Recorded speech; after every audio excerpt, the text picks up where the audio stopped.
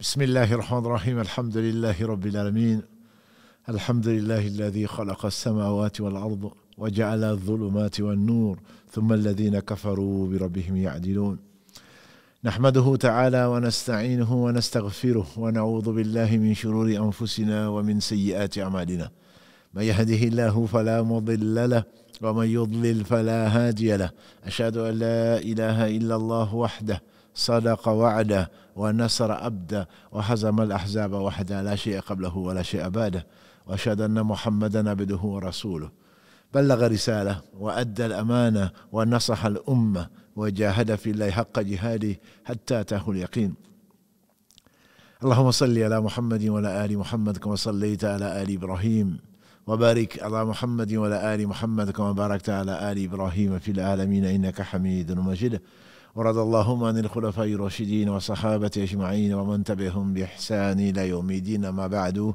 السلام عليكم ورحمة الله وبركاته.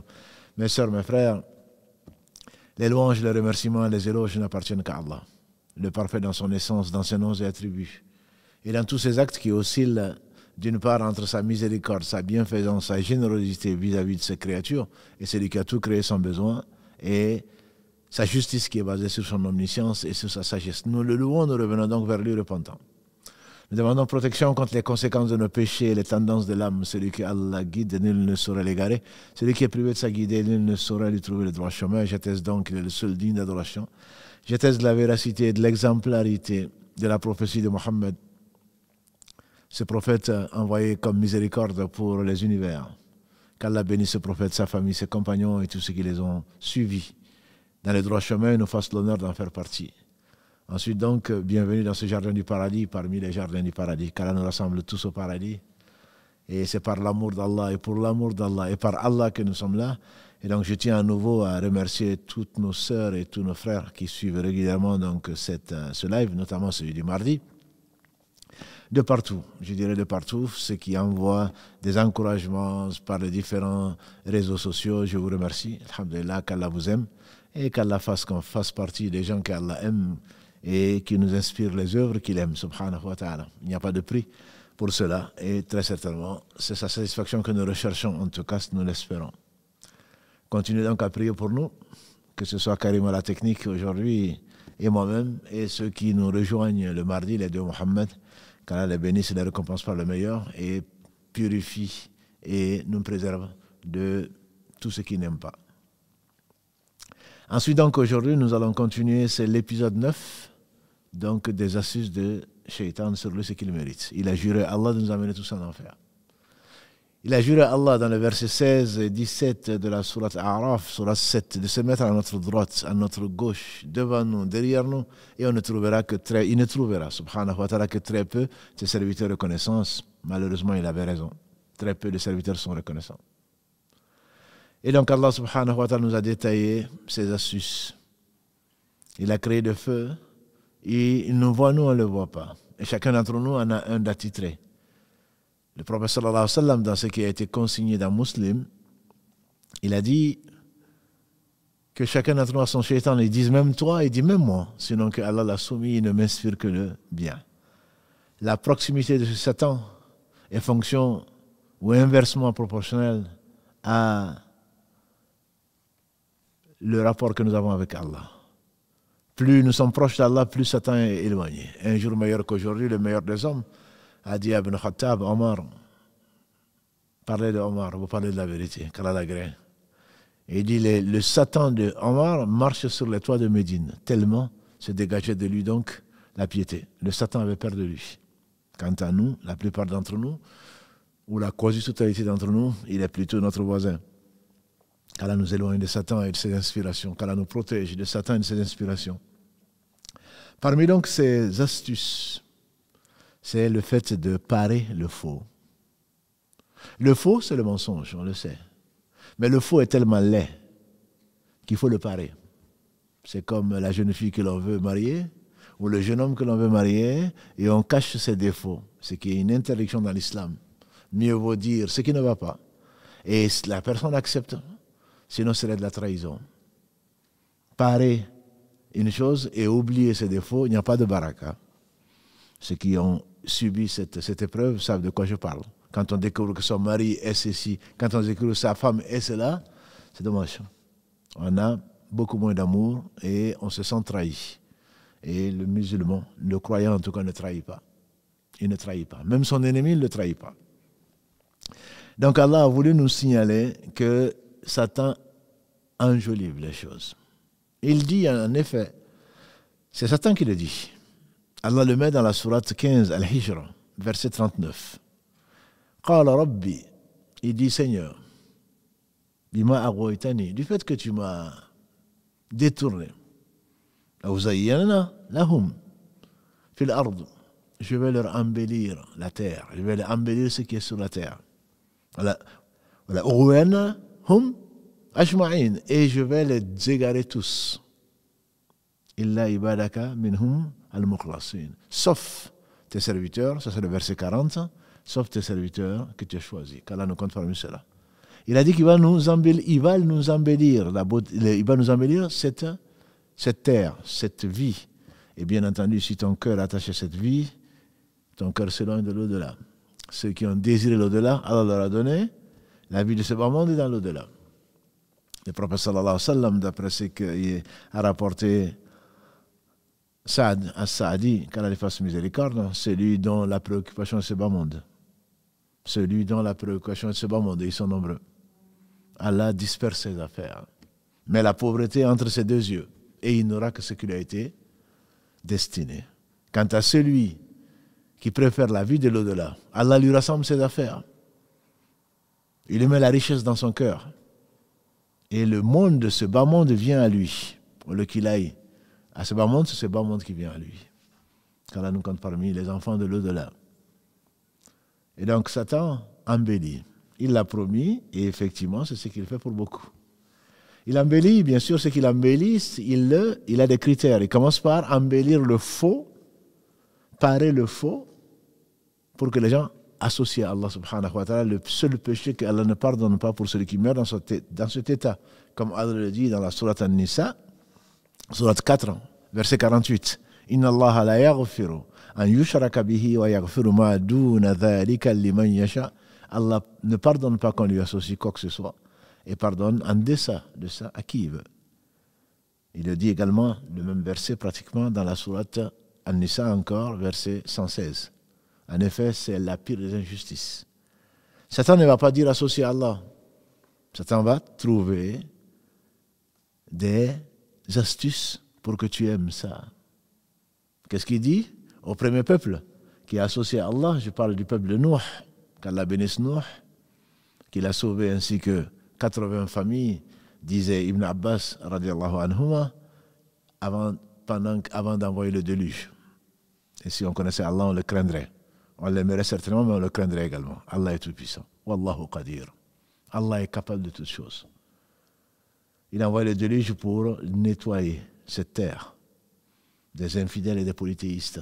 Satan est venu comment? Il n'est pas venu leur dire associé à Allah. Non, bien sûr que non. Vous aviez des parents. Ils étaient pieux. Gardez leurs souvenirs. Ils ont commencé à dessiner. Et ensuite, mais pourquoi le dessiner? Pourquoi ne pas les représenter sous forme de statues? Pour vous rappeler, mais juste vous rappeler. Et ensuite, il vient les voir. C'était des gens bien. Si vous passiez par eux pour atteindre Dieu, certainement que Dieu va l'accepter. Et ça, c'est un des malheurs de cette communauté de Muhammad sallallahu alayhi wa sallam, qui est pourtant la communauté de l'unicité. En effet, combien dans nos pays, la terre appartient à Allah, combien de gens passent par des intérêts, mais bien sûr, plus par des statuts, comme dirais-je, c'est trop gros. Satan leur dit non, vous avez des saints, ils ont été excellents. Et donc, passez par eux pour atteindre Dieu. Allah seul sait ce qu'on appelle saints, s'ils sont saints ou pas. En effet, les croyants sont des saints. Qu'est-ce que dit Allah dans la sourate 2, Al-Baqarah, après Ayatul Kursi, qui est le verset 255, Allah dit Allahu waliyul ladhina amanu yukhrijuhum min adh-dhulumati ila an-nur. Dans le verset 257, Allah dit Allah est l'allié des croyants. Tout croyant est allié d'Allah, subhanahu wa ta'ala, à condition qu'on soit croyant.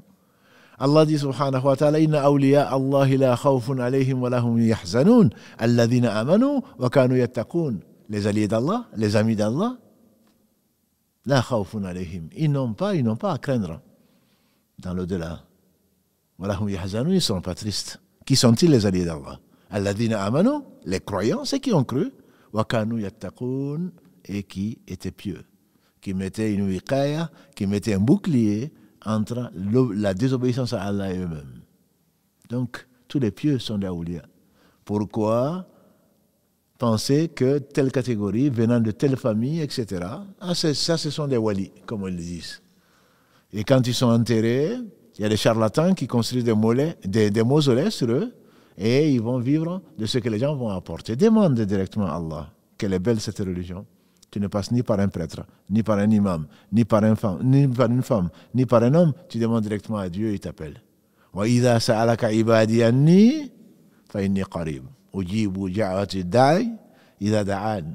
Allah dit dans le verset 186 de la sourate Al-Baqarah, dans les versets qu'on verra, Inch'Allah, les versets parlant du jeûne, juste après le verset 185 où Allah nous dit que c'est pendant le mois de Ramadan que le Coran a été révélé et qu'il faut jeûner pendant le mois de Ramadan, il dit وَإِذَا سَأَلَكَ عِبَادِي أَنِّي. Et quand tes serviteurs, mes serviteurs plutôt, te demandent où je suis proche. Il n'a pas dit قُلْ إِنِّي قَرِيبٌ, dis-leur, non, je suis proche et je réponds à l'invocation de celui qui invoque. Donc, il n'y a pas d'intermédiaire entre Allah subhanahu wa ta'ala et après la mort du prophète sallam, il n'y a pas des gens par qui il faut passer pour demander à Allah. De son vivant, il nous demandait, il nous enseignait l'unicité. Quand des gens sont venus le demander, alayhi salatu wassalam, en disant Ya Rasulallah, secours-nous contre cet hypocrite. Il a dit, on ne demande le secours qu'à Allah. Ça c'est Muhammad sallam. Secours-nous contre ceci, non. Les gens sont venus le voir en disant Ya Rasulallah, Masha'Allah wa shi't. Ce que Allah a voulu se réaliser et ce que Allah et toi ont voulu se réaliser. Ce serait nous, bien sûr, on dit, ah, mais voilà, ils nous ont honorés. Il a dit, vous m'associez à Allah. Vous m'associez à Allah, dites plutôt ce que Allah seul a voulu. Et combien de pays, et combien, je sais de quoi je parle, combien de gens, si Allah et son messager ont voulu, si le messager était vivant, sallallahu alayhi wa sallam, il n'y a aucun doute qu'il aurait condamné cette position-là. La religion est simple. Adore qu'Allah subhanahu wa ta'ala. Mais Shaitan vient, le messager est si proche d'Allah. Le messager est si proche d'Allah que si tu dissocies, n'est-ce pas, que dans ton attestation de foi, tu dis Ashhadu an la ilaha illallah wa ashhadu anna Muhammad Rasulullah sallallahu alayhi wa sallam. Donc, où est le mal? Shaitan te dit, mais où est le mal? C'est Allah qui a voulu que tu passes par son messager, certainement. Celui qui dit leur Ya Muhammad, surat 3, Ali Imran, verset 31, قُلْ إِن كُنْتُمْ تُحِبُّونَ اللَّهَ فَاتَّبِعُونِي يُحْبِبْكُمُ اللَّهُ وَيَغْفِرْ لَكُمْ ذُنُوبَكُمْ وَاللَّهُ غَفُورٌ رَحِيمٌ. Dis-leur Ya Muhammad, si vraiment vous prétendez aimer Allah, alors suivez-moi. Allah vous aimera, vous pardonnera vos péchés. Allah, il est celui qui pardonne, le miséricordieux. Mais Allah dit dans la sourate Az-Zumar au prophète sallallahu alayhi wa sallam وَلَقَدْ أُوحِيَ إِلَيْكَ وَإِلَى الَّذِينَ مِنْ قَبْلِكَ لَئِنْ أَشْرَكْتَ لَيَحْبَطَنَّ عَمَلُكَ وَلَتَكُونَنَّ مِنَ الْخَاسِرِينَ. Il t'a été révélé, comme j'ai révélé aux messagers avant toi, si tu associes quoi que ce soit à Allah, tes œuvres seront nulles. Et tu feras partie des perdants. Balillaha fa'bud wa kun mina shakirin. Et c'est Allah qu'il faut adorer et soit parmi les reconnaissants. Le prophète sallallahu alayhi wa sallam est le premier et le meilleur des hommes. Il n'a jamais accepté que l'on adore autre que Allah. C'est pour cela que tous les messagers ont été envoyés. Et c'est sur ça qu'il est mort, alayhi salatu wa salam. Et ses héritiers ont toujours enseigné cela. Mais ensuite, des gens ont pris d'autres voies. Et c'est la voie de l'innovation en particulier. Je vous le dis, mes sœurs et frères, c'est la voie de l'innovation. Il faut passer par tel marabout, il faut passer par tel saint. Vos anciens, n'est-ce pas, qu'ils étaient bien. Et pourquoi il nous rejoue le même coup qu'il a joué au peuple Nuh, qu'Allah nous protège. Allah a envoyé un messager pour nous rappeler, pour nous avertir. Nadhiran wa bashiran wa nadhira, pour annoncer la bonne nouvelle aux pieux et annoncer, mettre en garde les gens contre un jour terrible, contre un châtiment terrible.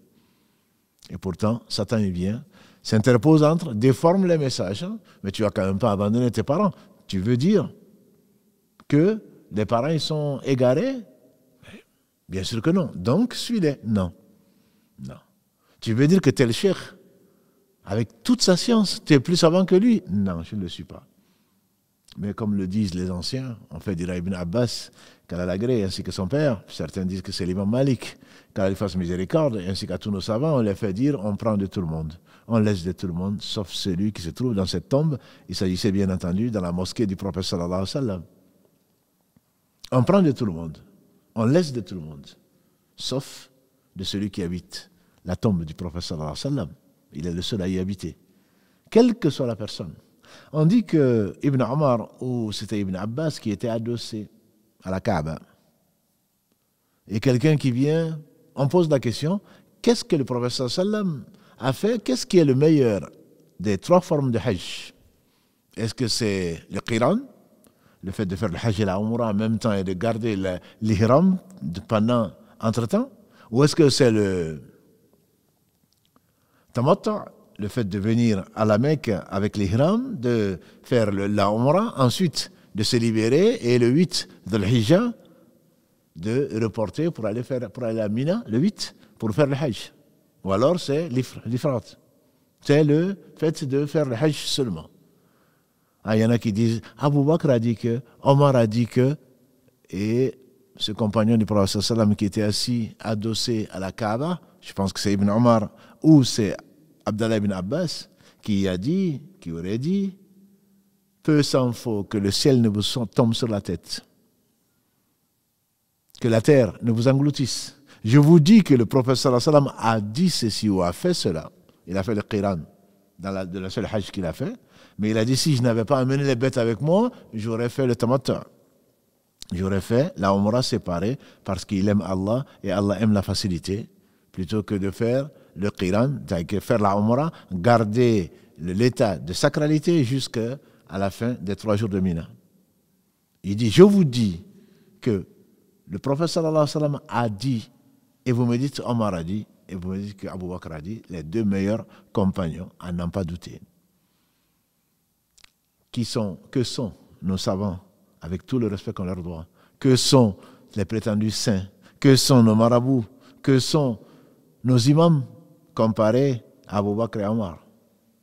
Bien entendu, à côté de ce qu'a fait le prophète sallallahu alayhi wa sallam, il n'y a pas de photo.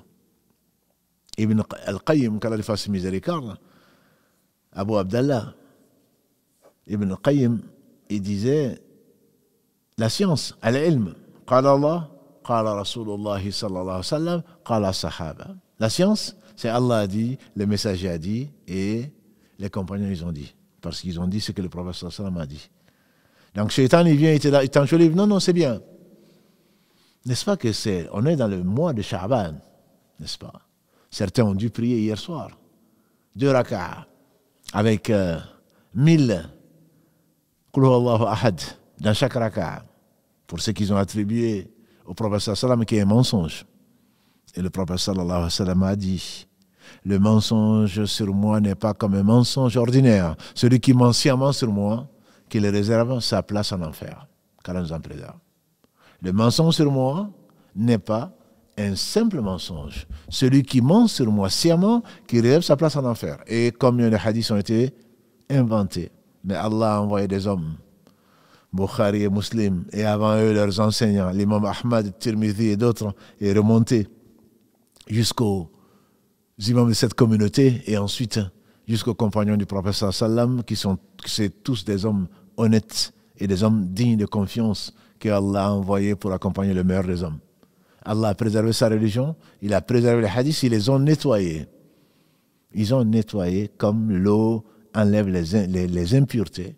Et Allah nous a gardé les hadiths authentiques. Celui qui connaît les hadiths, certainement aimerait ces hommes-là. Les hommes des hadiths, c'est ce qu'on appelait les hommes de la sunna. Parce que quand tu aimes quelque chose, tu es jaloux. Tu aimes le préserver. Et ils l'ont fait pour nous. Walillahi alhamd. Toutes les louanges reviennent à Allah, ce n'est pas à eux. C'est Allah qui leur a donné à nos savants cette capacité, cet amour surtout d'Allah subhanahu wa ta'ala qui les a amenés à parcourir des milliers de kilomètres pour aller vérifier si le hadith était authentique. C'est-à-dire s'y remonter au prophète sallallahu alayhi wa sallam qui ne parlait pas de lui-même, donc qui le tenait de son Seigneur subhanahu wa ta'ala. Parer donc le faux, parce qu'il a besoin d'être paré. Le vrai est une lumière. Le vrai est une lumière. Qu'est-ce que Satan fait? Il essaie de l'enlaidir. Le contraire de parer le faux, Satan essaie d'enlaidir donc le vrai. C'est ainsi que le vrai, on va traiter les hommes, les meilleurs des hommes que sont les prophètes alayhim salatu wassalam, que prenons le Coran, les hadiths, le Coran, les récits qui sont dans le Coran, c'est le prophète sallallahu alayhi wa sallam, de quoi on ne l'a pas traité? De fou, d'égaré, de possédé, de tout ce qu'on veut. Les croyants de qui sont égarés, qui sont perdus, etc., pour que les gens ne suivent pas cette vérité qui, quand elle rentre dans le cœur, elle illumine le corps, elle illumine le chemin, elle illumine la face, elle illumine tout sur son chemin. La vérité est lumière, le faux est ténèbres. Et donc, les croyants qui suivent l'islam, qui suivent les traces des anciens, qui suivent les traces du prophète sallallahu alayhi wa sallam, parce que c'est le seul à suivre parmi les hommes, très certainement sont traités de tous les noms. Et ceux qui essayent tant bien que mal de se cramponner, وَاعْتَصِمُوا بِحَبْلِ اللَّهِ جَمِيعًا وَلَا تَفَرَّقُوا, comme dit Allah subhanahu wa ta'ala dans la sourate Al-Imran, verset 102, accrochez-vous au habl, à la corde d'Allah, et ne vous divisez pas. Je vous laisse, a dit le prophète sallallahu alayhi wa sallam, deux choses après moi. Si vous y tenez, vous n'allez jamais vous égarer. Le livre d'Allah et la sunna du prophète, et la sunna de son prophète sallallahu alayhi wa sallam. Donc tout ce qui est égarement, la nuit du 15, il a été prouvé sur notre calendrier, c'est hier soir, que Allah subhanahu wa ta'ala regarde les serviteurs du 15 Sha'ban. Et il dit qu'il a pardonné à tous ses serviteurs croyants, sauf celui qui a associé quoi que ce soit à Allah et qui ne s'est pas repenti, bien sûr, et deux personnes qui sont en dispute. Et donc Allah subhanahu wa ta'ala nous inspire, nous purifie le cœur et nous garde. Wa la tajal fi qulubina ghillan lil ladina amanu rabbana innaka ra'ufur rahim. Allah loue les gens qui viennent après les compagnons du prophète sallallahu alayhi wa sallam et qui disent Rabbana ghfir lana wa li ikhwanina alladhina sabaquna bil iman. Dans la sourate Al-Hashr, sourate 59, Seigneur, pardonne-nous ainsi qu'à nos frères qui nous ont précédés dans la foi. Et ne mets pas dans notre cœur de rancœur vis-à-vis des croyants. Et malheureusement, dans nos familles, dans nos mosquées, dans nos villes, dans les campagnes, dans les pays qui prétendent avoir la foi, la rancœur, la haine, et voire plus, sont le lot des gens. Et donc, ils ne respectent pas ceux que Allah loue, subhanahu wa ta'ala, ils ne sont pas louables. Ils ne se conforment pas à ce que Allah aime, subhanahu wa ta'ala, et agrée. Et donc, cette nuit-là, et d'autres nuits d'ailleurs, on te parle du 27 Rajab, on te parle de, je ne sais quel autre, du 12 Rabi'ul al-Awwal, ou on te parle d'autre chose, il y aurait des pratiques à faire spéciales. Shaitan, s'il ne te motivait pas, celui qui fait ça, celui qui fait 2 rakas, dit-il, il a inspiré un de ces satans humains qui a raconté, et que la chaîne est bien entendu complètement coupée pour ne pas dire inexistante. C'est un hadith mawdou'a, disent les savants. C'est un hadith qui a été inventé. Il n'est même pas faible. Un hadith faible, c'est un hadith où il y a des maillons faibles. Mais là, il n'y a même pas de maillons, il n'y a même pas de chaîne. Celui qui aurait fait 2 rakas en lisant 1000 Qul huwallahu ahad, il demanderait quoi que ce soit à Allah. Cette nuit du 15 Sha'ban, Allah va lui accorder. Et bien sûr, comme toi, tu ne pries pas, tu ne jeûnes pas, tu attends le 15 Sha'ban, mais peut-être que tu ne l'atteindras pas. Cette année, tu l'atteins, mais l'an prochain, quand est-ce que tu vas mourir? Tu atteins le 15 Sha'ban pour invoquer ton Seigneur, Le dernier tiers de la nuit, qu'est-ce que tu attends? Dans tes prières, dans la prosternation, à la fin de la prière, avant le salam, tu ne peux pas demander à Allah quand il pleut, quand tu entends l'appel à la prière, quand tu entends le coq chanter. Tout ceci sont des moments. Mercredi après-midi, demain, moi je vous le conseille. Jabir a rapporté ce hadith que le prophète sallam a invoqué son Seigneur. Il a invoqué son Seigneur et le Seigneur lui a répondu mercredi après le Dohr. Il dit, moi je suis pressé que mercredi arrive et j'invoque mon Seigneur après le Dohr. Mercredi après le Dohr était un moment privilégié qu'Allah a voulu. C'est lui qui détermine où est le bien et le mal. Après le Dohr, entre le Dohr et l'Asr, je dirais, invoque ton Seigneur jusqu'à oublier, prie pour nous. Allah est miséricordieux. Sa miséricorde embrasse toutes choses. Pourquoi tu veux attendre, faire 2 rakats de 1000 Qul Huwallahu Ahad, ma soeur? Est-ce que tu vas tenir en lisant 1000 fois Qul Huwallahu Ahad, Allahu Samad, Lam Yalid wa lam yulad wa lam yakul lahu kufuwan ahad? En lisant, en arrivant à 100, je pense que tu vas déjà être fatigué. En arrivant à 200, tu ne vas même plus savoir ce que tu es en train de dire. Et tu vas compter jusqu'à 1000. Ça, c'est pour la première raka. Allah seul sait si tu finiras ta prière. Tout ceci pourquoi? Pour demander à Allah ce que tu veux, mais tu n'as pas besoin de ça. Jeûne pendant le mois de Sha'ban, jeûne lundi et jeudi. Demande à Allah, parmi les 3 invocations qui sont acceptées, c'est l'invocation du jeûneur. Parmi les 3. Pourquoi inventer sur le compte d'Allah ce qui n'est pas vrai? Pourquoi même surfer sur des fêtes qui n'existent pas? Ou, on me dira, il y a des divergences dessus. Mais justement, à supposer que ces divergences sont justifiées, parce qu'elles ne sont pas toutes justifiées, les divergences partent de preuves. Et toi, tu n'en as pas. Tu as entendu qu'il serait bon de... Celui qui dit les Rabbana 312 fois, l'autre 583 fois, etc., etc. Allah n'a besoin de rien. Allah regarde les cœurs, a dit le prophète sallam. Inna Allah la yanzuru. Hadith rapporté par l'imam Muslim. Allah ne regarde pas vos visages ou vos formes, ni vos biens matériels, tout lui appartient. Mais il regarde les actes et les cœurs. Ce qui n'est pas fait pour lui, destiné, suivant la sunna du prophète sallam, Allah ne l'accepte pas. Il y a un verset à la fin de la surah 18 qui doit faire peur. Vous qui la lisez tous les vendredis ou tous les jeudis soirs ou tous les vendredis, Allah dit subhanahu wa ta'ala vers le verset 100, je pense que c'est peut-être le verset 103, قُلْ هَلْ نُنَبِّئُكُمْ بِالْأَخْسَرِينَ أَعْمَالًا. Dis-leur, ya Muhammad, est-ce que je ne vais pas vous informer des pires des perdants? قُلْ هَلْ نُنَبِّئُكُمْ بِالْأَخْسَرِينَ أَعْمَالًا. En œuvre. الَّذِينَ ضَلَّ سَعْيُهُمْ فِي الْحَيَاةِ الدُّنْيَا وَهُمْ يَحْسَبُونَ أَنَّهُمْ يُحْسِنُونَ صُنْعًا. C'est ceux qui perdent leurs efforts dans la vie de ce bas monde, pensant bien faire. Pensant bien faire. Et il y aura des surprises. Les anges viendront au jour du jugement dernier avec des livres de bonnes actions, entre guillemets. Allah va dire, je vous renvoie avec cela, je ne l'accepte pas. Les anges vont dire, mais Seigneur, c'était de bonnes œuvres. Allah dira, ça n'a pas été fait pour moi. Je n'accepte pas. Donc Satan, il vient te parer. Ça peut arriver très loin, très très loin, mes sœurs et frères. J'ai entendu une dernière chose que je n'avais jamais entendue auparavant de ma vie. On ne fait même pas remonter au prophète sallallahu alayhi wa sallam. Je dirais un mensonge que l'on ferait remonter au prophète sallallahu alayhi wa sallam. On cherche, nous, des réductions.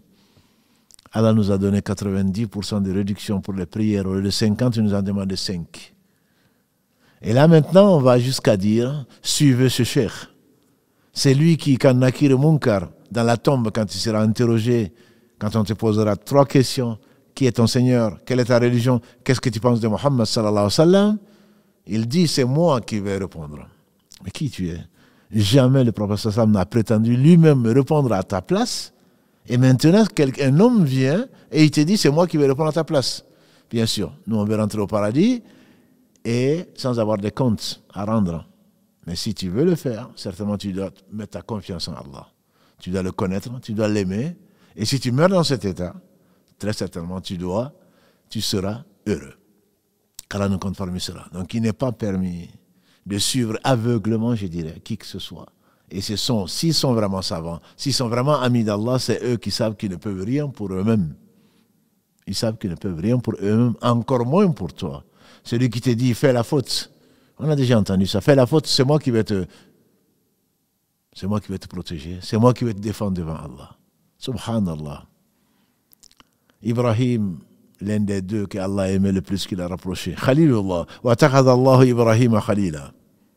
Verset 125 de la sourate 4 An-Nisa. Et Allah a pris Ibrahim comme rapproché, ami rapproché. Ibrahim ne pourra rien pour son père. Le prophète sallallahu ne pourra rien pour qui que ce soit qui est mort dans le kufr, dans la mécréance ou dans le polythéisme. Et toi, c'est toi qui vas répondre pour moi dans la tombe. Et les gens vont croire à ça. Shaitan, il va leur embellir, il va parer ce faux, et le faux n'a jamais perduré. La vérité est venue toujours l'écraser. Si tu comptes sur quelqu'un, compte sur Allah. Le prophète sallallahu alayhi wa sallam l'a enseigné à plus jeune que toi, certainement. On dit qu'il avait 14-15 ans. Ibn Abbas, car Allah a ainsi que son père. Ya Ghulam, jeune homme, je vais t'enseigner un certain nombre de choses. Observe le commandement d'Allah, tu le trouveras devant toi. Quand tu en auras besoin, et tu en auras toujours besoin en fait. Quand tu demandes, demande à Allah. Quand tu invoques, invoque Allah. La communauté ne peut rien pour toi. Même si elle devait se rassembler pour te faire un bien, ce bien ne te profitera que si Allah l'avait destiné. Et si la communauté entière se rassemblait pour te faire un mal, ce mal ne te touchera que si Allah avait destiné la plume élevée, celle qui a été créée 50 000 ans avant qu'Allah n'ait créé les cieux et la terre, et l'encre a séché, tu ne peux rien gommer, tu ne peux rien écrire. Voilà ce que le prophète sallallahu alayhi wa sallam enseignait à des jeunes, mais qui étaient bien entendu bien meilleurs que nous. Satan, il vient te dire, non, voilà, c'est exactement cela que l'on retrouve. Dans le Coran, quand Allah subhanahu wa ta'ala nous dit, les associateurs disent, voilà, shufaha'una, voilà les gens qui vont intercéder pour nous. Tu ne peux intercéder qu'à deux conditions. Que Allah te le permette. Comment tu veux que Allah permette à un polythéiste ou à une idole ou à je ne sais qui d'intercéder. Et pour celui que Allah a agréé. Ni ange rapproché, ni prophète envoyé ne saurait intercéder que par la permission d'Allah. Man dhalladhi yashfa'u indahu illa bi'idni. Ayatul Kursi. Qui donc pourrait intercéder auprès de lui sans sa permission? Et Allah a interdit d'intercéder pour autres que des croyants. Il a interdit que d'autres que des croyants puissent intercéder. Il y aura des intercessions. Les savants parlent de 8 catégories d'intercession. Les anges vont intercéder, les prophètes vont intercéder, les croyants vont intercéder. Et ensuite Allah lui-même va intercéder. Pourquoi? Pour faire sortir les gens de l'enfer. Par la permission d'Allah subhanahu wa ta'ala. Voilà le faux qui est paré par Shaitan. Quand ils sortent, c'est à peine si on ne va pas se prosterner devant eux. De ça, ils vivent. Au lieu de l'interdire, non, ils donnent leurs mains à baiser. Est-ce que le prophète sallam a déjà fait ça? Le meilleur des hommes? Est-ce qu'il nous a enseigné ceci? Et tu crois que celui-là va t'apporter du bien? Qu'Allah nous guide. Qu'Allah nous guide et nous préserve de l'égarement. Et on comprend encore mieux pourquoi sincèrement on doit demander à Allah au moins 17 fois par jour, Ihdina siratal mustaqim, guide-nous dans le droit chemin. Parce que certains sont guidés et ils sont égarés. Le prophète sallam disait, Man yahdihillahu fala mudilla la. Celui qui Allah guide, nul ne saurait l'égarer. Wa man yudlil falan tajida lahu waliyan murshida. Et celui qui Allah laisse dans son égarement ou qui l'égare, tu ne vas pas lui trouver un allié pour lui montrer le droit chemin. Qu'Allah nous guide et nous préserve. Ça, c'est une des façons, donc, pour Satan de parer le faux pour qu'il soit suivi. Et beaucoup comptent sur rien. Celui qui ne compte pas sur Allah ne compte sur rien. Il part également, comme il a promis, dans la sourate 15, Al-Hijr, verset 39, comme il a dit,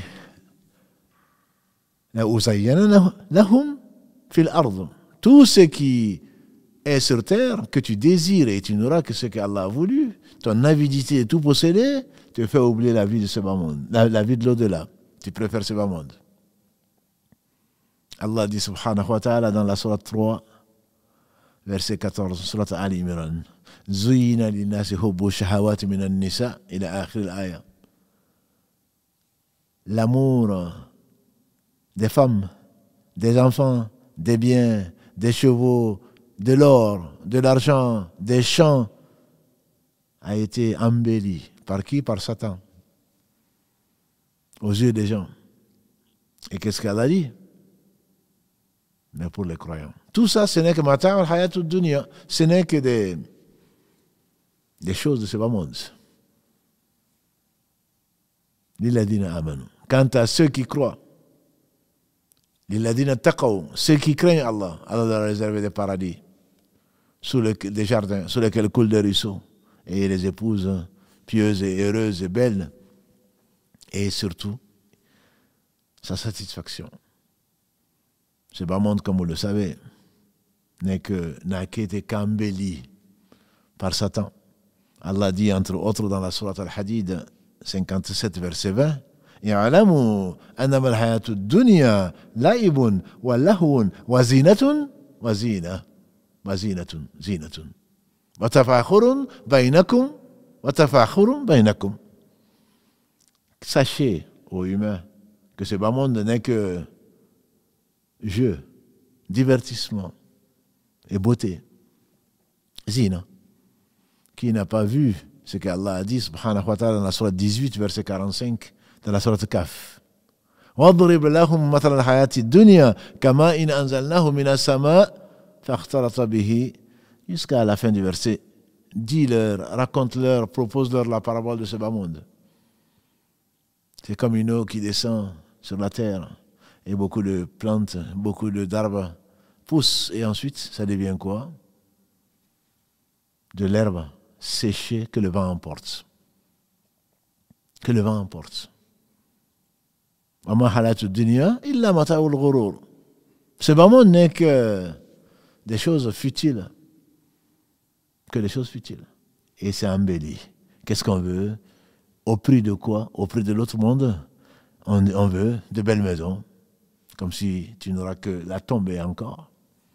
On veut de belles montures. Combien de millions mis dans des voitures et dans je ne sais quoi d'autre. Même si tu vas plus vite que moi, on finira par tous mourir.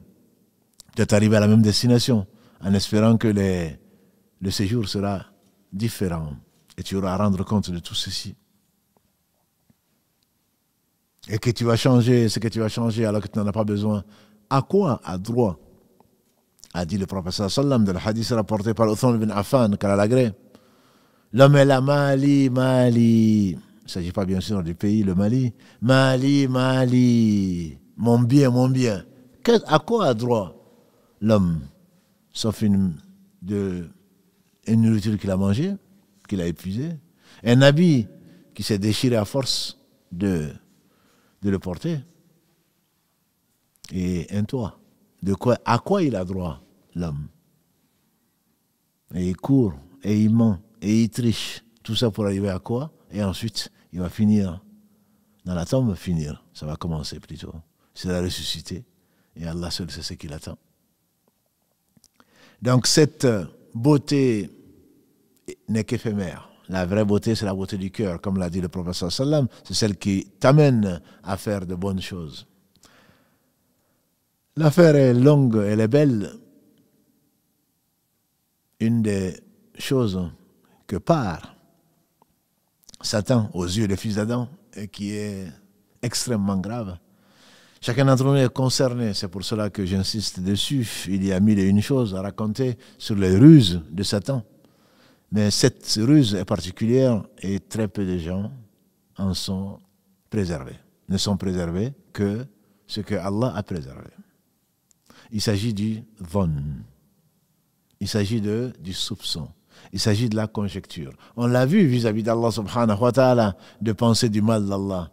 Aujourd'hui, j'aimerais rester quelques instants avec vous sur ce que chacun d'entre nous, malheureusement, vit souvent. Allah dit subhanahu wa ta'ala dans la sourate 49 Al-Hujurat, Ya ayyuhalladhina amanu ijtanibu kathiran min adh-dhann. Inna ba'da adh-dhanni ithm. Oh vous les croyants, parle pas des autres. Oh vous les croyants, vous qui avez proclamé la foi, évitez là de trop conjecturer. Une partie de la conjecture est péché. La conjecture, donc, c'est le soupçon. La conjecture, ce sont des idées qui te traversent l'esprit et tu n'as pas de preuves. Et le prophète sallallahu alayhi wa sallam a dit, je vous mets en garde contre le dhann, le soupçon non justifié. C'est, comme il a qualifié, akdhabul hadith. C'est le pire des mensonges. Et Shaitan, il te le parle. Il parle, c'est du faux. Tu n'as pas de preuve dessus. Le dhann, quand Shaitan, puisqu'il n'aime pas le bien, quand il te voit en train de considérer ton frère, ta soeur, ton mari, ton épouse, ton frère, ton voisin, l'enfant comme le vieillard, tout de suite des idées affluent dans ta tête. Tout de suite les idées affluent dans ta tête parce que tu ne peux pas ne pas occuper ton cœur. Si tu ne l'occupes pas, c'est Satan qui va le posséder. On a vu combien il est précieux. Comme l'a dit le prophète sallam, Allah fil jasad mudra. N'est-ce pas que dans le corps, il y a un morceau de chair, mudra. Idha sulihat, si ce morceau de chair est sain, c'est tout le corps qui est sain. Et quand il est corrompu, c'est tout le corps qui est corrompu, n'est-ce pas que c'est le cœur. Le prophète sallallahu alayhi wa sallam nous a dit, à cause de moi, Allah ne tient pas rigueur à ma communauté de ce que elle peut avoir fait par erreur, par oubli ou par contrainte. Et là, c'est quelque part une contrainte qui lui est imposée, mais il a dit également, Allah a pardonné à ma communauté ce qui peut lui traverser l'esprit tant qu'il ne va pas le mettre en pratique ou tant qu'il ne va pas l'extérioriser. Tout ce qui te traverse l'esprit, walillahi alhamd, tu n'es pas comptable de ça. Tout ce qui traverse l'esprit, tu ne l'es pas tant que tu ne l'as pas prononcé ou tant que tu ne l'as pas mis en pratique. Tu peux avoir envie de faire du mal. Tu peux avoir envie de faire le péché. Youssouf alayhi salam, prophète, fils de prophète, arrière-petit-fils de prophète, quand la dame de l'Aziz, l'épouse de l'Aziz, a voulu se donner à lui, à s'offrir à lui, et qui aurait résisté? Et il a pensé à elle, elle a pensé à lui, si Allah ne lui avait pas apporté donc son secours. Donc le fait que ça traverse l'esprit, le prophète alayhi salam, qu'est-ce qu'il nous a dit? Ne me parlez pas du mal de mes compagnons, je veux quitter ce monde sans avoir rien contre eux. Ça veut dire que c'est un homme. Il est un homme, il était un homme alayhi salam. Il ressent ce qu'il ressent, mais Allah a purifié son cœur. Et c'est sur cette trace que l'on doit s'inscrire. Une partie de la conjecture est péché. La conjecture, donc, c'est quoi? C'est ce qu'on traduit par mauvais soupçon. On dira, je pense que, je crois que. Es-tu là pour juger ce qui est dans le cœur de l'autre? Mieux que toi, Oussama ibn Zayd, qu'Allah l'a ainsi que son père. Celui que le fils, on dit que celui que le prophète sallallahu alayhi wa sallam aimait beaucoup. On l'appelait le chéri du prophète sallallahu alayhi wa sallam. C'était le fils de Zayd ibn Haritha, que le prophète sallallahu alayhi wa sallam avait comme esclave et qu'il a libéré. Même avant sa prophétie, son choix par Allah subhanahu wa ta'ala. Ce Zayd a dit, quand ses parents sont venus pour payer sa rançon, pour le libérer à la Mecque, il a dit, je préfère être esclave de cet homme plutôt que d'être libre avec vous. Parce que j'ai vu dans cet homme ce que je n'ai vu ailleurs. Et effectivement, Allah lui voulait du bien. Quelques années après, Allah l'a choisi comme prophète. Et il n'a pas regretté d'avoir été à son service. Sallallahu alayhi wa sallam. Il était bon avant l'islam, et certainement meilleur après. Et c'était le meilleur des hommes que la terre a porté, sallallahu alayhi wa sallam. Osama a eu l'occasion d'offrir sa personne dans un combat pour Allah. Et voilà qu'il a désarmé un homme. Quand il a désarmé, l'homme a dit Ashhadu an la ilaha illallah, ashhadu anna Muhammadan Rasulullah. Et Oussama l'a tué. Quand on voulait quelque chose, demander quelque chose au prophète sallam, on passait par lui. Parce que peut-être qu'il ne va pas lui refuser. C'est sans le connaître. Il ne refusait pas. Il empruntait même pour donner, sauf si c'était quelque chose de mauvais. La personne. Au Fatima a-t-il dit, demande-moi ce que tu veux, sa fille chérie, demande-moi ce que tu veux, mais je ne pourrai rien pour toi le jour de la résurrection. Ça, c'est le prophète sallam. Et toi, ton marabout ou le charlatan va te dire qu'il va répondre à Nakir et Munkar dans la tombe. Et tu vas y croire, parce que ça t'arrange. Non. Il a dit, Oussama, tu l'as tué alors qu'il a dit La ilaha illallah Muhammad Rasulullah. Il a dit Ya Rasulullah, il n'a dit ça que pour sauver sa vie.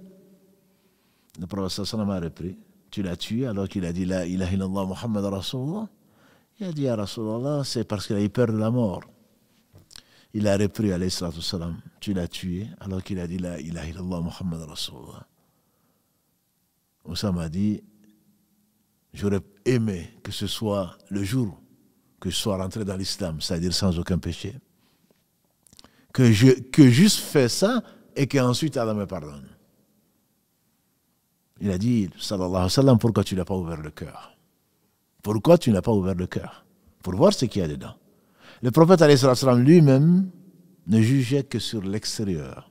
C'est pour cela qu'il a pardonné même aux hypocrites. Mieux encore, il leur a parlé comme Allah lui a ordonné de la meilleure des façons. Malgré leurs attitudes. Et quand Omar a dit laisse-le-moi l'achever, il a dit tu veux qu'on dise que Mohammed sallam tue ses compagnons? Non. Et pourtant Allah lui avait dit donnez le nom des hypocrites. Mais il a agi de la meilleure façon parce qu'il restait musulman. Bien que hypocrite, au fin fond de l'enfer, comme Allah leur a promis dans la sourate les femmes, la sourate An-Nisa, verset 145.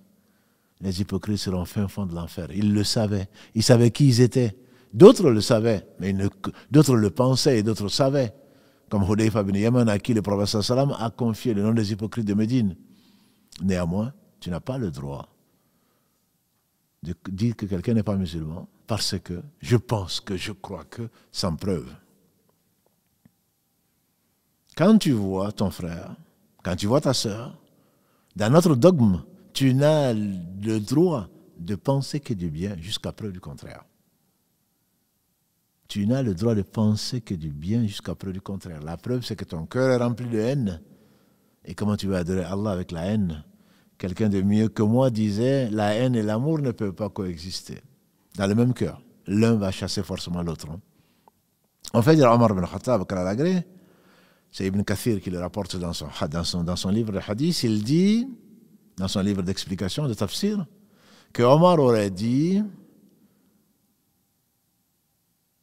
quand tu cherches, quand tu entends une parole de ton frère, trouve-lui, tant que tu peux trouver un sens qui soit du bien, ne cherche pas autre chose, du mal dans ce qu'il a dit. Il a dit une phrase ambiguë. Satan va te dire, non mais il a voulu, c'est moi qui le vise. Hein. Il fait peut-être allusion à ceci. Et tout de suite, bien sûr, la tension va monter, le cœur va envoyer du sang dans la tête, et Satan va s'amuser, et tu vas le traiter de tout le nom, alors qu'il ne l'a pas dit. Et combien de fois nous avons regretté d'avoir pris une certaine position, la personne dit, non, ce n'est pas du tout ce que je voulais dire. Non, je ne l'ai pas fait. Et on entend combien de choses. Allah dit dans la sourate Al-Hujurat, sourate numéro 49, verset 6. Ya ayyuhalladhina amanu in ja'akum fasiqun binaba'in fatabayyanu an tusibu qawman bijahalatin fatusbihu ala ma fa'altum nadimin. Oh, vous les croyants, quand un pervers vous apporte une nouvelle, vérifiez-la afin de ne pas faire du tort par ignorance à un peuple, et ensuite vous allez le regretter. Dans l'explication de ce verset 6 de la sourate 49, il a été dit, c'est quelqu'un que le prophète sallallahu alayhi wa sallam a envoyé à une tribu pour aller récolter de la zakat. Il a pris le chemin, ensuite il a changé d'avis, il est revenu trouver le prophète sallallahu alayhi wa sallam en disant, ils ont refusé de donner la zakat. Celui qui refuse, comme vous le savez, de donner la zakat, Abu Bakr l'a fait, il a promis de le combattre parce que le prophète sallam a levé une armée, parce que ça veut dire que je refuse de m'acquitter d'un pilier de l'islam, alors que je suis musulman, bien sûr. Et Allah lui a révélé cela. En réalité, non, il n'est même pas parti. Et combien, nous, on pourrait faire? Combien on entend de nouvelles sur les réseaux sociaux, sur la télé, à la radio, et on ne vérifie même pas. Et le téléphone arabe, n'en parlons pas. Qu'est-ce qu'on n'entend pas sur son frère, sur sa sœur, et on ne le vérifie même pas. On ne cherche même pas. Ah, il a fait ceci. Ah, il a dit cela. Le prophète sallallahu alayhi wa sallam, dans un hadith authentique, il a dit, il suffit de raconter tout ce que l'on entend pour mériter d'être appelé un menteur. Il suffit de raconter tout ce qu'on entend pour être un menteur. Et c'est ce qu'on voit sur les réseaux sociaux. C'est ce qu'on voit dans les familles. C'est ce qu'on voit dans la rue. Il a fait ça, il paraît que. Sur cela, tu seras interrogé. Inna samal wal basar wal fuad kull haula kan anhu mas'oula. De ce que tu as entendu, ce que tu as vu, ce que tu as fait entrer dans ton cœur délibérément, sur tout cela, tu seras interrogé. Que dire la langue? Le prophète sallallahu alayhi wa sallam a dit à Mu'adh à la fin de ce très long et très beau hadith, il a dit, est-ce que quand Mu'adh est venu lui demander, Ya Rasulallah sallallahu alayhi wa sallam, indique-moi une chose par laquelle Allah me fera rentrer au paradis et il m'éloignera de l'enfer. Il a dit, tu m'as demandé une chose difficile, mais Allah le facilitera à qui il veut. Croire en Allah sans rien lui associer, croire la mission de son prophète, faire la prière, donne la zakat, jeûne le mois de Ramadan, fait le hajj, jusqu'à la fin, il a dit, est-ce que tu ne veux pas que je te dise ce qui soutient tout cela? Il a dit, Bala, ya Rasulallah, bien sûr, au messager d'Allah, il a tenu sa langue, alayhi salatu wassalam. Il dit, tiens celle-là, tiens celle-là. Et Muaz de s'étonner.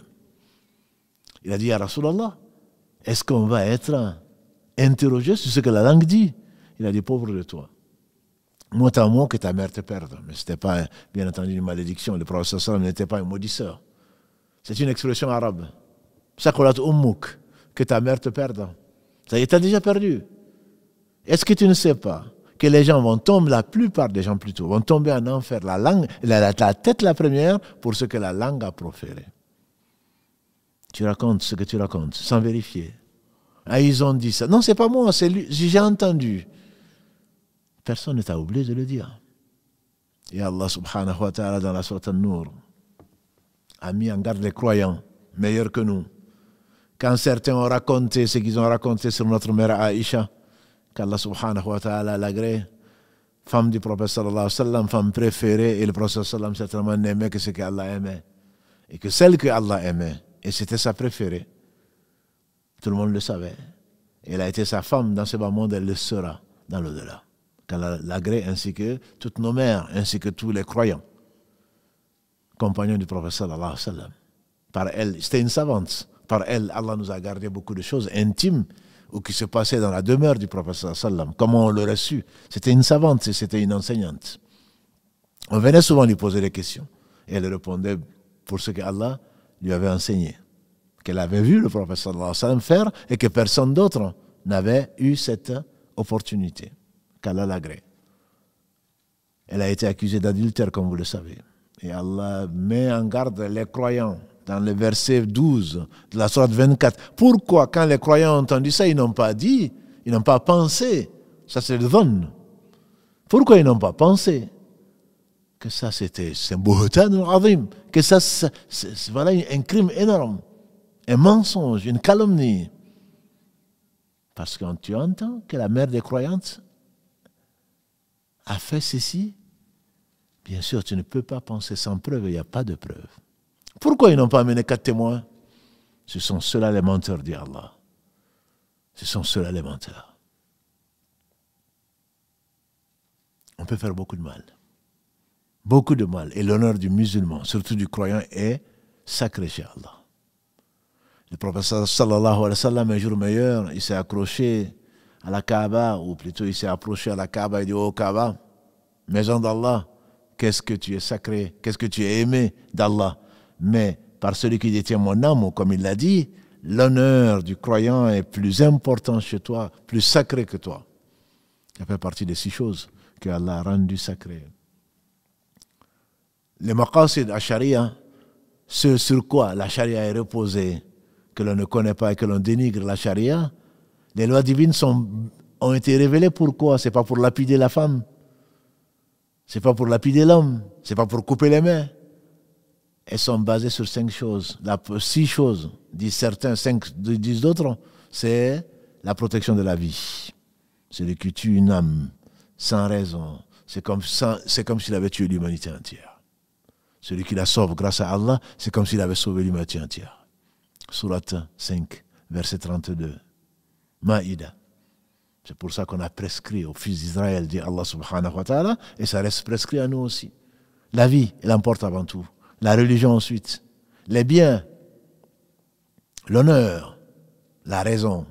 Et certains rajoutent le lignage, la généalogie. C'est pour cela qu'Allah a interdit la fornication sous toutes ses formes, qu'on l'appelle adultère ou pas.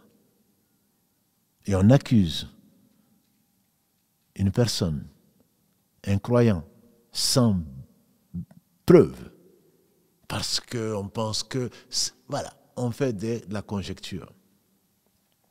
Et quel croyant, quelle croyante. C'est au prophète sallallahu alayhi wa sallam qu'on voulait s'attaquer en réalité. Ce sont les hypocrites qui ont fait cela, pour salir l'honneur. Allah subhanahu wa ta'ala, parmi les 7 mubiqat, les 7 qui détruisent tout, qui rasent tout, c'est le fait d'accuser des croyantes innocentes, de salir leur honneur. Et ça se fait aujourd'hui entre coépouses, entre jalouses, entre des gens perverses qui ne craignent pas Allah subhanahu wa ta'ala. L'honneur du croyant est sacré. L'honneur de la croyante est sacré. L'honneur de l'homme est sacré. La femme est sacrée. Que dire alors des gens qu'Allah a aimés, qu'il a rapprochés? On n'a pas le droit. Que ça traverse l'esprit, c'est une chose. C'est du dhon. Mais que tu ailles plus loin, alors ta foi est en péril. Pourquoi? Allah dit: Ya ayyuhalladhina amanu ijtanibu kathiran min adh-dhann, vous les croyants, verset 12 de la sourate 49. Méfiez-vous du dhann, de trop conjecturer. Une partie de la conjecture est péché. Et qu'est-ce qu'il dit? Wala tajassasu, et n'espionnez pas. Et n'espionnez pas. Satan, il t'embellit. Oui, effectivement, c'est vrai. Je comprends. C'est pour cela que la personne, elle est... Ah, c'est pour ça que... Qu'est-ce que tu en sais? Ah oui, tu fais le lien tout de suite. Ah oui, c'est pour ça qu'il ne m'a pas salué. Ah, c'est pour ça que je la vois toujours le soir au coucher du soleil. Ah, c'est pour ça que... Qu'est-ce que tu en sais, ma soeur? Qu'est-ce que tu en sais, mon frère? Quand Satan arrive à dominer ce faux dont tu n'as aucune preuve, quand il arrive à te dominer, qu'est-ce que tu vas faire? Tu vas espionner. Tu vas chercher à vérifier. Je pense bien que c'est ça, alors je vais espionner. C'est pour cela qu'il n'y a pas de hasard. Allah dit, méfiez-vous de trop conjecturer, une partie de la conjecture est péché, et il dit, Wala tajassasu, et n'espionnez pas. Parce que si tu penses du mal, tu vas forcément, Satan va te pousser à aller un peu plus loin. Il a ouvert juste la porte sur ton cœur vers le mauvais, maintenant il va t'enfoncer. Il va te mettre du soupçon, tu vas espionner. Et ceci, malheureusement, fait le malheur de beaucoup de couples. Entre aller regarder l'ordinateur du mari ou engager des personnes pour aller surveiller sa femme ou je ne sais quoi d'autre. Tout ça pour avoir une preuve. Allah dit, tu n'as pas de preuve. Et comme nos sœurs le disent souvent, ah, heureusement qu'Allah l'a dévoilé. Oui, mais Allah t'a éprouvé, tu l'as espionné, tu as fait un péché également. Compte sur Allah. Wallahi, je prends Allah à témoin. que celui qui n'arrête pas de lui désobéir, Allah va le dévoiler dans ce bas monde avant l'au-delà. Donc patiente. Si la personne continue à faire les choses, Allah va la dévoiler. Cet exemple que nous connaissons certainement, et qui est très beau, et qui est une loi, c'est une sunna d'Allah. On dit qu'Ali ibn Abi Talib, radiallahu ta'ala anhu, quelqu'un est venu, il a volé. C'est Ibn Qayyim qui le raconte. Il a volé. Il a volé, alors on l'a amené à Amir des croyants pour lui appliquer ce que prévoyait la loi. L'homme a juré au Amir al-Mu'minin, Amir des croyants, je jure par Allah que je n'ai pas volé. Il a dit, amenez-le, appliquez-lui ce que Allah a décrété. Il a juré, il a insisté. Et l'Amir des croyants, Ali ibn Abi Talib de son époque, il a dit, allez, menez-le. Quand on lui a appliqué la loi, il dit, ramenez-le. Ils l'ont ramené. Il dit, maintenant que la loi a été appliquée, dis-moi sincèrement. Dis-moi sincèrement, est-ce que c'est la première fois, comme tu as juré? Il a dit, Amir des croyants, ce n'est pas la première fois. Ce n'est même pas la deuxième fois. Ce n'est même pas la troisième fois. Parce qu'Allah, il couvre ses serviteurs. Il tend la main à son serviteur la nuit pour lui pardonner ce qu'il a fait dans le jour. Le jour, Allah tend la main, sa main bénie, au pécheur de la nuit pour lui pardonner ce qu'il a fait. Jusqu'à ce que la matin le gosier ou jusqu'à ce que le soleil se lève de son occident, pour le cas général, un des signes de la fin du monde. Mais si tu persistes dans la désobéissance à Allah, très certainement, Allah va te dévoiler. N'espionne pas. Voilà tajassasu. C'est lui qui poursuit, a dit le prophète sallallahu alayhi wa sallam, c'est lui qui poursuit les défauts du musulman, ou les défauts de son frère, comme il a dit. Allah va poursuivre ses défauts et il va les dévoiler, même s'il est dans son bunker, même s'il est au fin fond de sa chambre. Allah va le dévoiler parce qu'il cherche à dévoiler les affaires des musulmans. Certains te disent, non, c'est juste pour en être sûr. Et si tu en es sûr, qu'est-ce que ça va t'apporter? Ça va t'amener quoi? Que tu vas te moquer, que tu vas médire, que tu vas prendre des péchés. Et les savants disent, quand l'idée de l'espionner ou la mauvaise idée traverse l'esprit, repousse-la. Et si tu n'arrives pas, diminue-la. Par quoi? En te rappelant tes péchés. En te rappelant ses péchés et ne compte pas sur ce que tu as fait. Ne vois-tu pas que quelqu'un qui a fait toute sa vie ce qui ressemble aux actes des gens de bien va quand même aller en enfer? Parce que Allah savait qu'il ne l'avait pas fait pour lui. Ne sais-tu pas que celui dont tu te moques aujourd'hui, peut-être que demain, il va faire un seul acte que Allah va accepter et que ça va l'amener au paradis? Je n'y étais pas, mais ça me rappelle quoi? Cette prostituée qui était dans un désert. Et Allah, dans sa miséricorde, elle avait soif. Allah l'a éprouvée, Allah a mis un puits devant elle. Elle est descendue pour boire. Bien sûr, il n'y avait pas de robinet, encore moins de pompe. Elle est descendue à la force de ses bras pour boire, grâce à sa chaussure qu'elle a emportée avec elle. Elle remonte à la force de ses bras quand elle trouve, Allah l'éprouve avec une chienne dont la langue pendait par terre, et en train de lécher la terre mouillée, humide, qui est à côté du puits, comme on peut l'imaginer. La dame s'est dit quoi?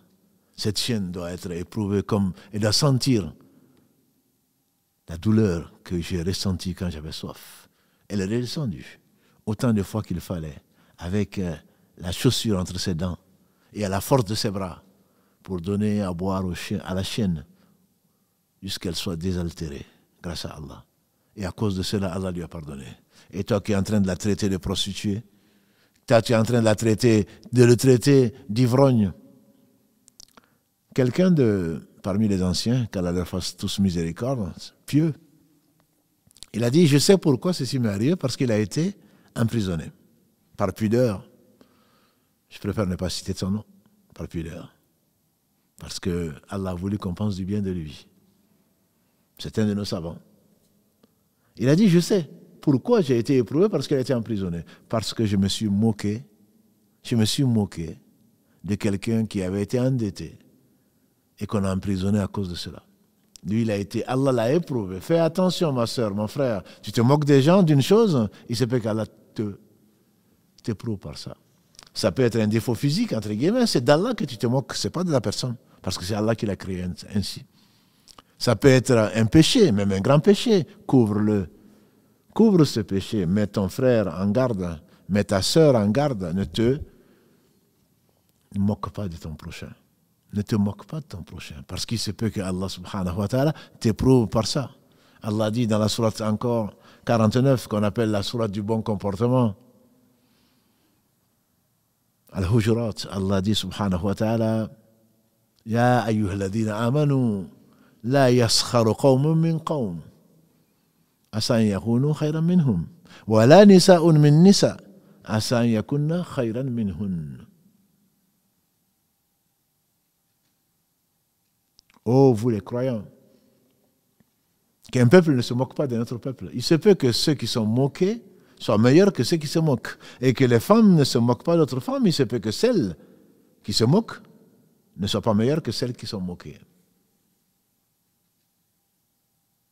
Et Allah a invité ensuite à la tawbah, à revenir vers lui repentant. Et Ibn Qayyim disait, Allah dit, وَمَنْ لَمْ يَتُوبَ فَأُولَٰئِكَ هُمُ الظَّالِمُونَ, ceux qui ne se repentent pas, voilà les injustes. Et Allah a dit, donc, Ibn Qayyim dit, il y a deux catégories de personnes seulement. Ceux qui se repentent et ceux qui sont des injustes. Ce qui te traverse l'esprit, vois ce que Allah a caché de tes péchés. S'il les dévoilait, on ne pourrait pas te supporter. Les gens t'auraient honni, t'auraient détesté. Alors ne te moque pas des gens qui sont éprouvés par Allah. Je me rappelle de cet homme qui a été ivre, certainement dans les rues de Médine, et qu'on a amené ivre. Je ne dis pas qu'il a bu, bien entendu c'est interdit, mais s'il a fait chez lui, personne ne l'aurait vu. On n'aura pas le droit d'aller l'espionner. Mais non seulement il a bu, il est sorti et il titubait dans les rues, j'imagine. On l'a amené, on lui a donné quelques coups. Il y a un qui a dit qu'Allah te maudisse. Et le prophète, que Dieu le bénisse, qu'est-ce qu'il lui a dit? N'aide pas Shaitan sur ton frère. N'aide pas Shaitan sur son frère. Est-ce que tu ne sais pas qu'il aime Allah et son messager? Est-ce que tu ne sais pas que cet homme qui est ivre, qui a été tenté par l'alcool, est-ce que tu ne sais pas que il aime Allah et son prophète? Et toi, tu vas l'envoyer en enfer, bien sûr, vite fait. Parce qu'il a bu, oui, c'est interdit. Mais toi, est-ce que tu ne vas pas sombrer dans ça? Tu ne vas pas faire pire que ça? لا يؤمن أحدكم حتى يحب لأخيه ما يحب لنفسه. Aucun d'entre vous, a dit le prophète sallallahu alayhi wa sallam, ne sera véritablement croyant s'il n'aime pas pour son frère ce qu'il aime pour lui-même. L'imam al-Qurtubi et d'autres, parmi les savants, disent qu'il faut détester l'acte, il ne faut pas détester le fautif. Quand tu vois quelqu'un, Ibn Qayyim dit, quand tu vois quelqu'un, c'est un ignorant, quelqu'un qui désobéit à Allah est ignorant, prie pour lui et remercie Allah de ne pas être à sa place. Mais la personne que nous aimons, en tout cas que moi j'aime, qu'Allah nous réunisse avec lui au paradis, c'est Omar ibn Khattab. Son Satan, on a dit, marchait sur le toit de Médine. Il est sorti un jour, comme vous le savez, pour assassiner le prophète sallallahu alayhi wa sallam parce qu'il en avait assez. À cause de la foi que les gens ont proclamé qu'ils ont choisi, ils ont été persécutés. Certaines familles ont éclaté entre croyants et non-croyants. Omar il s'est dit, je vais mettre fin à ces jours, comme ça, on sera tranquille à la Mecque. Il est sorti, Allah l'a ramené musulman. Et les croyants le détestaient avant. Et ensuite, ils l'aimaient plus qu'eux. Beaucoup de gens. Allah change les cœurs. Ya muqallib al-qulub thabbit qulubana ala dinik, disait le prophète sallallahu alayhi wa sallam. Et pourtant, son cœur était raffermi. Ô toi qui change les cœurs, raffermis mon cœur sur ta religion. Raffermis mon cœur sur ta religion. L'homme peut se réveiller musulman et dormir non musulman. L'homme peut se réveiller non musulman et dormir musulman. C'est Allah qui guide qui il veut. Il ne faut pas détester les gens, il faut aimer le bien pour eux, si vraiment c'est le cœur, n'est-ce pas, cet organe. Quand il est saint, tout le reste est là. Allah dit, Wala tajassasu, n'espionne pas pour découvrir. Qu'est-ce que tu vas gagner? De voir ton frère ou ta sœur, de voir le défaut, de voir son péché. Qu'est-ce que tu vas gagner, ma sœur? Qu'est-ce que tu vas gagner, mon frère? Et qu'il dit Allah, Wala yaghtab ba'dukum ba'da. Verset 12 de la sourate 49. Et que vous ne médisez pas les uns des autres. Ayuhibbu ahadukum an ya'kula lahma akhihi mayyita fakarihtumu. Est-ce que l'un de vous aimerait manger la chair de son frère mort? Bien sûr que vous en avez horreur. Wattaqullah. Bien sûr que vous en avez horreur. Et craignez Allah. Inna Allaha tawwabur rahim. Et craignez Allah. Allah, il est celui qui accueille le repentir. Parce que quand tu vois quelque chose, là, tu as la preuve. Le dhann, on a dit, c'est du faux. Ce que tu penses, c'est faux. Tu n'as pas de preuve. C'est comme celui qui dit, si je n'avais pas été ceci, j'aurais fait cela. Qu'est-ce que tu en sais? C'est un mensonge. Le mensonge est du faux. Et l'islam a condamné tout faux.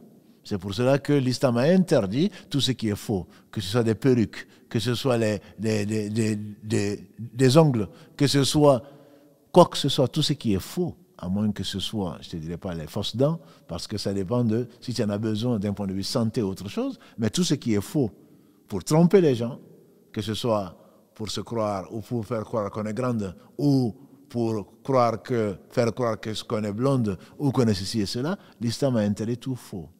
Au point d'interdire la perruque à la mariée, le jour de son mariage. Elle avait eu des poux sur la tête. Sa mère a demandé à Rasulallah, est-ce que je peux lui mettre une perruque pour qu'au moins le mari ne soit pas déçu ce jour-là? Il a dit non. L'islam a interdit tout faux. Tout faux. Donc ne cherchez pas de fatwa pour savoir. Non, oui, non, mais ça c'est permis. Ce n'est permis que exceptionnellement sous la contrainte ou pour réparer un accident ou quelque chose comme ça. Et donc, la chirurgie esthétique, non, réparatrice, oui, elle est permise. Pas esthétique. Tu es comme Allah a voulu que tu sois, pour ton bien, pour t'éprouver, pour te pardonner, pour prendre des témoins. Soit ils se moquent de toi, mais ils vont transférer leurs bonnes actions dans ton compte. Tu es bien comme Allah a voulu. Pourquoi tu veux ressembler à autre chose? Le faux, l'islam l'interdit. Et donc, quand tu as vu quelqu'un qui est éprouvé, qui a fait des péchés, qu'est-ce qui va t'arriver? Tu vas médire. Qu'est-ce que la médisance? On le sait, j'en parle parce que très peu de gens sont dénués. C'est une épreuve terrible pour beaucoup de musulmans. Parce que Satan te pousse à ça. Tu as vu une chose? Demande pardon à Allah. Parce que qu'est-ce que Allah a voulu te faire passer comme message? Ton frère, ta sœur est éprouvé. S'il avait voulu, tu serais à sa place. Prie pour lui. Non, c'est parce que tu vas le raconter. Le prophète sallallahu alayhi wa sallam a dit la médisance, c'est de dire de ton frère absent ce qu'il n'aimerait pas entendre. Ils ont dit, mais si ce que je dis de mon frère est vrai. Il a dit, mais justement, si ce que dit ton frère est vrai, c'est ça la médisance. Parce que si ce que tu dis de ton frère est faux, c'est une calomnie honteuse. Parce que tu as menti sur lui. Et Allah compare ceci au fait de manger la chair de son frère mort. Il est absent, dit Ibn Qayyim. C'est pour ça qu'Allah parle. Il n'est même pas présent. Il serait présent encore. Tu lui dis quelque chose, il pourrait se défendre. Non, il n'est pas présent. Quelle lâcheté de parler de quelqu'un alors qu'il n'est pas là. Le von, c'est la pire, a dit le prophète, le pire mensonge, a dit le prophète. Ça t'amène à espionner. Et ensuite, ça t'amène à parler, médire. Et Allah va faire que ce que tu es en train de dire, il se peut que tu sois éprouvé par ça. Tu as voulu découvrir, tu as voulu dévoiler un défaut d'un frère. Alors ne le poursuis pas. Parce que tu vas avoir tendance à le dévoiler. Et si tu le dévoiles, alors Allah va te dévoiler, même si tu es au fond, à dévoiler de tes péchés, même si tu es au fin fond de ta chambre, même si c'est dans l'antichambre. Qu'Allah nous réforme. Et Allah n'a dit que la vérité, c'est lui qui connaît la vérité. Satan, il t'amène l'inverse. Ce qui est faux, mais c'est normal. Il te dit, mais c'est normal.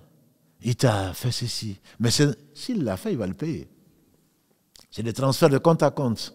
Il a médit sur ton compte, ne médit pas sur le sien. Il t'a calomnié, ne mens pas. Il t'a fait ceci, adresse-toi au juste, qui va certainement te rendre ton droit. Allah ne va pas t'interroger sur tes devoirs, sur tes droits, il va t'interroger sur tes devoirs, il va te donner ton droit. C'est lui qui, comme l'a dit le prophète sallallahu alayhi wa sallam, parmi les 3 invocations qui sont acceptées, on a parlé d'une invocation, un type d'invocation. Là, Allah a inspiré son prophète sallam. L'autre type d'invocation, parmi les trois, c'est l'invocation de l'opprimé.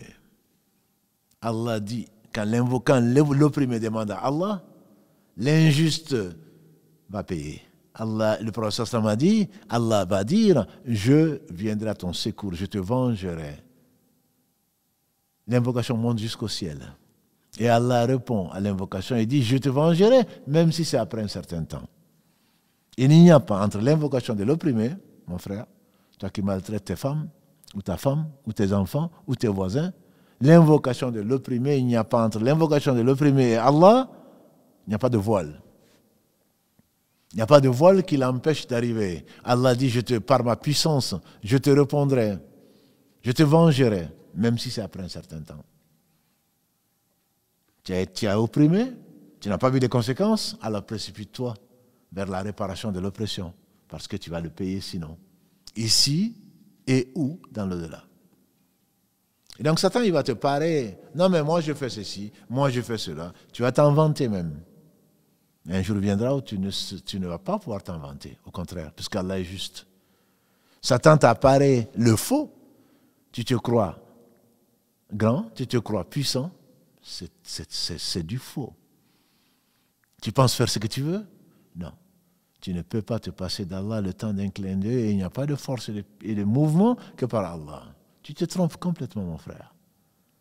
Allah t'a prêté, Allah t'a éprouvé, il t'a prêté un peu d'honneur, un peu d'argent, un peu de puissance.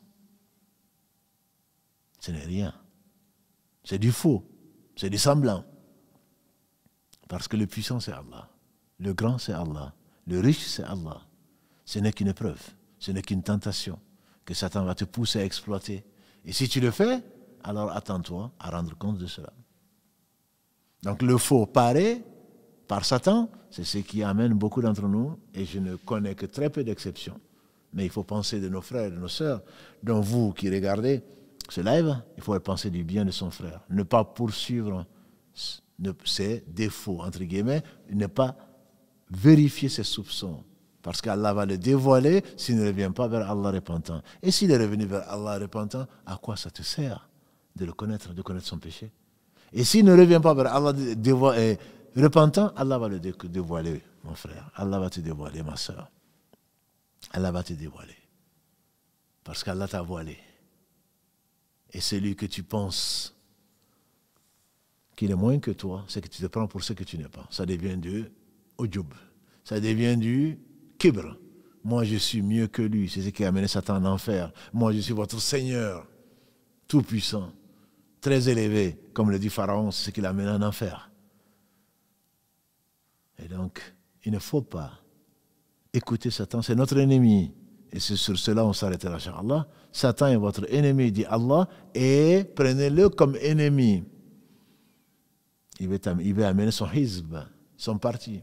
Il a un parti très nombreux, puisque la part de l'enfer, comme vous le savez, qu'Allah nous en préserve, c'est 999 sur 1000 des fils d'Adam qu'Allah nous en préserve. Qu'Allah nous préserve de Satan et de ses manigances et de ses astuces. Bien qu'on ait été informé, il n'y a que Allah subhanahu wa ta'ala qui te protégera. Et ne lui fais pas de concession. Satan n'accepte pas de concession. Tu lui donnes une concession, et alors tu vas aller dans la compromission. Il te suggère, il t'embellit le faux, tu lui dis le vrai, c'est ce qu'Allah a dit. Le messager a dit. C'est ça le vrai. C'est ça la révélation. Il n'y a pas de doute dessus. Il t'amène le faux, il l'embellit. Oui, mais tu es un intellectuel. Tu dois quand même comprendre. Oui, ma raison ne rentre. Tu lui diras que là où Allah permet que ma raison rentre. Toi, tu as été en enfer, Satan, à cause de ta raison. Parce que je suis mieux que lui. Ne l'oublie pas, ma soeur. N'oublie pas mon frère. C'est par son raisonnement qu'il allait en enfer. Moi, je suis mieux que lui. Qui te l'a dit? Que tu es mieux que lui? Alors Allah a décrété qu'il n'est pas mieux qu'Adam. Allah a honoré Adam. Allah l'a amené au paradis. Et un certain nombre de ses enfants, mais ils sont si peu nombreux. Qu'Allah subhanahu wa ta'ala bénisse celui par qui il a voulu nous faire connaître tout cela. Je parle de Mohammed, sa famille, ses compagnons. Et tous ceux qui les auront imités, sincèrement. Qu'Allah nous les réunisse et l'homme ira avec les gens qu'il aime. Qu'Allah nous les fasse aimer et qu'Allah subhanahu wa ta'ala nous fasse aimer les œuvres qui amènent à son amour, c'est-à-dire les œuvres de ces gens-là. qui ont préféré la vie de l'au-delà à la vie de ce bas monde, que Satan apparaît, mais ça ne les a pas trompés, grâce à Allah.